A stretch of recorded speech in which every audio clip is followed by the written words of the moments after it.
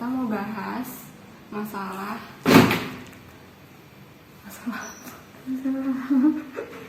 agak ada masalah yang dibahas.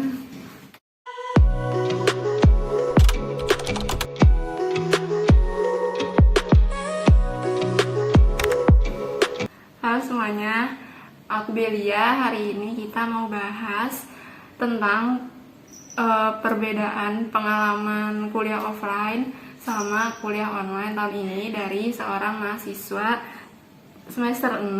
Langsung aja kita panggil, namanya Rani Maulida. Oh ya Ran, ngomong-ngomong, kamu dari jurusan apa sih? Aku itu jurusan pendidikan guru sekolah dasar semester 6. Oke, Ran bisa diceritain nggak gimana sih perbedaan pengalaman offline tahun lalu sama online tahun sekarang? Gimana ya? Kalau misalkan offline tuh enaknya tuh bisa ketemu temen. Terus sekarang tuh kerja kelompok tuh pasti kerja semua kan, nggak mungkin ada yang cuma numpang nama.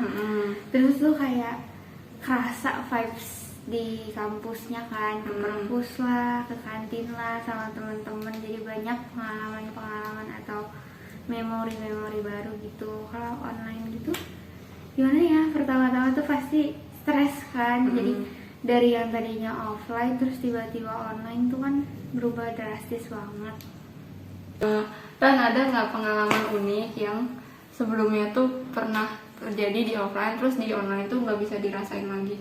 Banyak sih. Pertama tuh kayak misalkan jadi panitia gitu, kayak sidang umum gitu. Sidang umum tuh kalau di kampus aku tuh kayak buat milih ketua himpunan, wakil ketua himpunan gitu kan. Jadi tuh itu kegiatannya dilakuin selama 3 hari di kampus gitu. Jadi nggak pulang. Terus yang kedua tuh ada acara di akhir ospek universitas. Jadi tuh ospek jurusan. Jadi tuh angkatan kita disuruh kayak membuat semacam bakti sosial. Nah, angkatan aku tuh milih ke yang namanya kayak sekolah anak gitu, namanya Bintang Kejora. Itu tuh ada di Lembang kalau nggak salah ya. Jadi tuh kita ngajak anak-anak, terus ngajak bermain, ngajak belajar ini itu, ngajak baca-baca juga gitu. Itu tuh sampai sekarang gak tergantikan ya, karena kalau misalkan di online kan pasti nggak ngerasain rasanya ngurusin anak gitu, jadi pembinanya, nggak ngerasain ketemu langsung sama anak-anaknya, jadi kurang aja gitu. Seru ya? Iya. Ya sayang sih, aku belum pernah ngerasain soalnya dari awal masuk udah online, jadi nggak tahu rasanya offline tuh kuliahnya kegiatannya kayak gimana. Pasti bakal seru banget deh. Nih Ran, tadi kan aku dengar di prodi kamu itu kan ada kegiatan bakti sosial, terus kayak ngajarin anak kecil gitu kan. Nah, di prodi kamu itu ngajarin tentang sastra apa aja sih? Jadi kalau misalkan aku itu biasanya ada konsep dasar bahasa Indonesia, terus ada pembelajaran bahasa Indonesia di SD kelas rendah, ada di SD kelas tinggi. Jadi itu kita diajarin kayak hubungan psikolinguistik, terus neurolinguistik, terus cara kayak apa sih tahapan-tahapan anak dalam kayak berbicara, membaca, ada kayak meramban, terus kayak struktur bahasa, kayak fonologi, kayak gitu-gitu deh. Ada gak kesulitan pas lagi ngajarin anak-anak itu?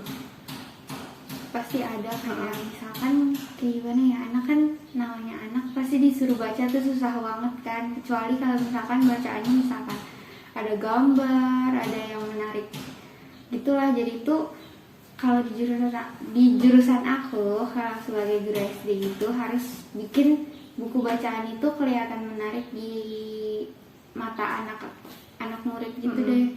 Kayak misalkan dikasih warna-warna, nyuruh anak kayak gabungin kata, kayak gitu-gitu deh. Ya udah, makasih ya udah sharing-sharing. Semoga ini bisa bermanfaat untuk kita semua. Oke, sampai jumpa lagi. Bye.